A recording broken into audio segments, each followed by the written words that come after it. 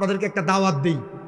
আগামী 29শে জানুয়ারি কুমিল্লার শাহপুর দরবার শরীফে হযরতে আব্দুস সুবহান আল কাদেরী এবং ডক্টর আহমদ পেয়ারা বাগদাদি মুর্শিদ কেবলাদের বিশাল উরুস মোবারক।